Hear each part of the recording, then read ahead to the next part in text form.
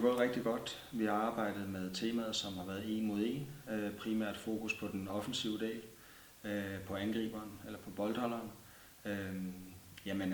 Super engagerede piger. Meget lydhør og koncentreret i forhold til de opgaver, de er blevet stillet overfor. Det har været et rigtig højt niveau og har været en rigtig fed træning. Vi har arbejdet primært med de her en situationer, hvor vi har vil gerne have pigerne til at komme i fart med bold, netop for at få lov til at styre så meget af den del som overhovedet muligt.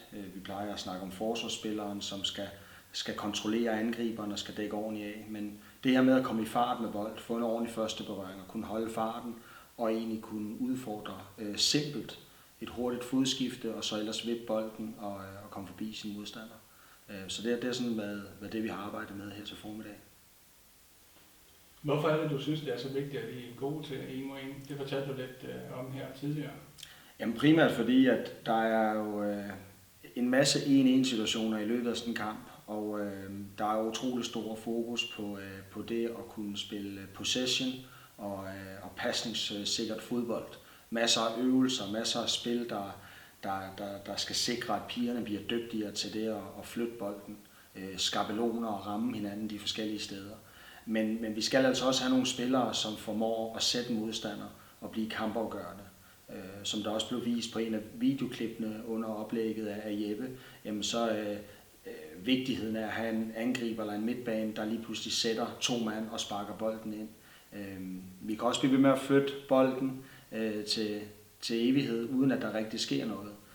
Netop pasningsspillet skal sikre, at vi kommer i de situationer, som gerne skulle føre til udfordringerne, til de kampafgørende situationer. Det er sådan meget, jeg betragter det. Vi er nødt til at have nogle spillere, som er dygtige til at udfordre 1-1. Pasningsspillet skal sikre os, at vi kommer derhen, hvor vi kan søge 1-1-situationerne. Og hvad kan pigerne forvente sig her efter eftermiddagstræningen? Masser af spilsituationer, der gerne skulle føre til en masse mål. Masser af de her 1 mod 1 situationer, hvor de bliver udfordret, hvor vi gerne skulle se tingene, vi har trænet med i formiddags, blive overført til de her spilsituationer. Så vi skulle gerne se gode første berøringer, der sikrer, at de kan komme i fart hurtigt, at de får taget udfordringen på den rette afstand af deres defensive modstander, og så en masse glæde og engagement igen. Det har været en fornøjelse, og vi håber også, at vi får en rigtig god eftermiddagstræning. Det tror jeg bestemt også, I får. Du skal selvfølgelig også have lov til at tippe resultatet på torsdag. Danmark og Østrig.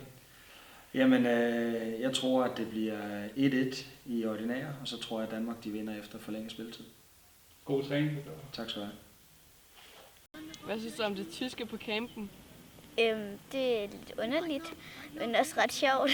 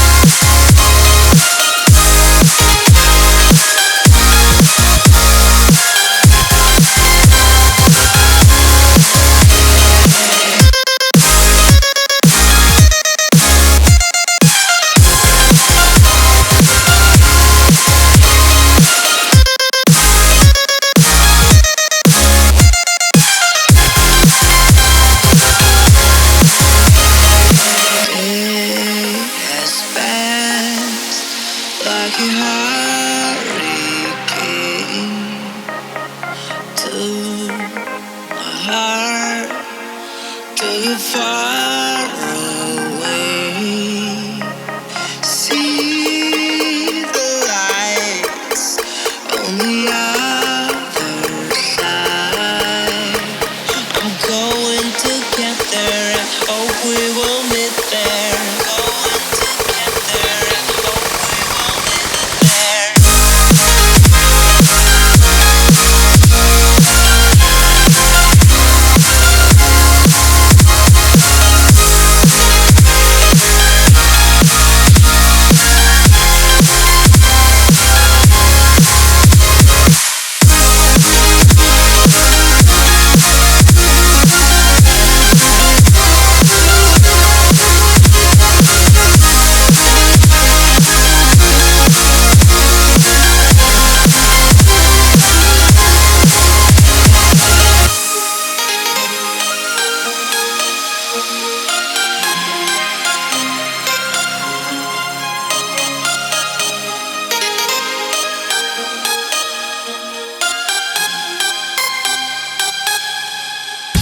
Thank